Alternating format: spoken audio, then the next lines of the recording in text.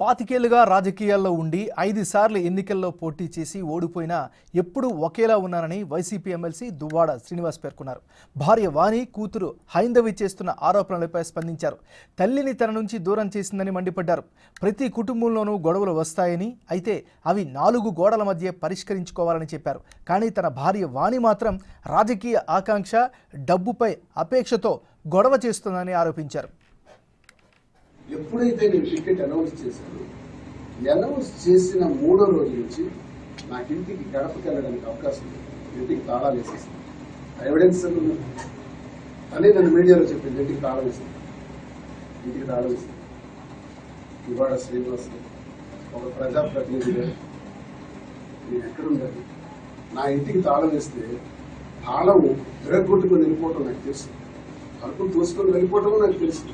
కానీ 25-30 సంవత్సరాల జీవితంలో ప్రతి సందర్భంలో అవహేళన, అవమానాలు, నా తల్లిని తిట్టడం. నా తల్లి 78 సంవత్సరాలు తెలుసు. అనరాని మాటలు, వాడలేని భాషతో నా తల్లిని దూషించడం, నా తమ్ముళ్ళని దూషించడం మీకు తెలిసే ఉండదు. నా 30 ఏళ్ల జీవితంలో నా తల్లి లీలావతి ఒక్క రోజు కూడా మా ఇంటికి రాలేదు. నేను ఓడిపోయినప్పుడు ఎప్పుడో వచ్చింది, తలుపులేసేసింది.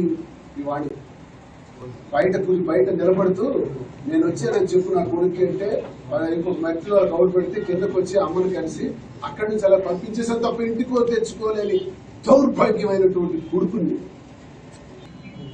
ఇప్పటికీ నాకు ఒక అనుమానం ఇస్తుంది. నా తప్పు ఏంటో నాకు అర్థం కాదు. ఇంటికి తాళం వేశాను.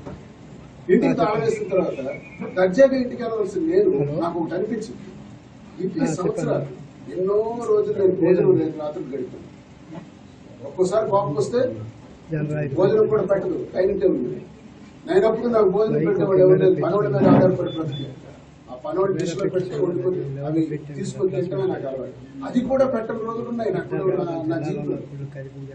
మంచి ఎలక్షన్ టైంలో కూడా ఒకసారి నేను ఎక్సర్సైజ్ చేసే డంబెల్ అక్కడ పక్కన ఉంది. నేను అలా కూర్చొని ఏదో ఆర్గ్యుమెంట్లు వస్తే డంబెల్ తీసిన మీద 2 చేతులతో పెట్టిన మీద దాని నుంచి తప్పించుకోవడానికి, తలకో చేయకు ఎక్కడ తగులుతుందని తప్పించుకోవడానికి నేను ఫాస్ట్ గా బయటకు స్లైడ్ అయ్యేటప్పుడు చైర్ నుంచి నా కాళ్ళు ఫ్రాక్చర్ అయ్యింది. మీకు తెలుసు లేదు, ఎంపీ ఎన్నికల్లో కట్టేసుకోలేదు.